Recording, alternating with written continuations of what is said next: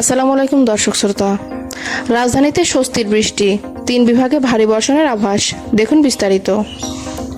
সাত সকালে অন্ধকার নেমে আসে রাজধানী ঢাকায়। কয়েকদিনের গরমের পর স্বস্তির বৃষ্টি দেখা পেল রাজধানীবাসী।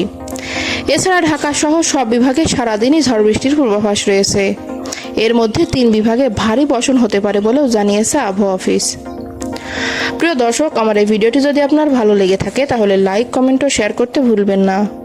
আর সবার আগে এমন সব গুরুত্বপূর্ণ তথ্য পেতে চাইলে আমার চ্যানেলটি অবশ্যই সাবস্ক্রাইব করে বেল আইকনটি বাজিয়ে রাখুন। ধন্যবাদ। সোমবার সকালে ঢাকার আকাশে অন্ধকার নেমে আসে। 7টার দিকে শুরু হয় গুড়ি গুড়ি বৃষ্টি। পরে এক পশলা বৃষ্টিতে শীতল পরশ নেমে আসে প্রাণ প্রকৃতিতে। ফার্মগেট, বাংলা মোটর, গুলিস্তান, পুরান ঢাকা সহ বেশ কিছু স্থানে বৃষ্টি হয়েছে বলে জানিয়েছে সময় সংবাদের প্রতিনিধিরা। ঘণ্টাখানেকের বৃষ্টিতে অফিসগামীদের পড়তে হয়েছে কিছুটা ভোগান্তিতে।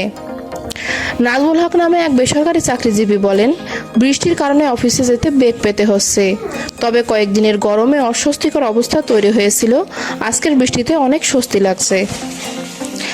এদিকে আবহাওয়া অফিস বলছে, সন্ধ্যা পর্যন্ত রংপুর, ময়মনসিংহ ও সিলেট বিভাগের অনেক জায়গায়, রাজশাহী, ঢাকা ও চট্টগ্রাম বিভাগের কিছু কিছু জায়গায় এবং খুলনা ও বরিশাল বিভাগের 2-1 জায়গায় অস্থায়ীভাবে দমকা হাওয়া সহ হালকা থেকে মাঝারি ধরনের বৃষ্টি অথবা বজ্রসহ বৃষ্টি হতে পারে।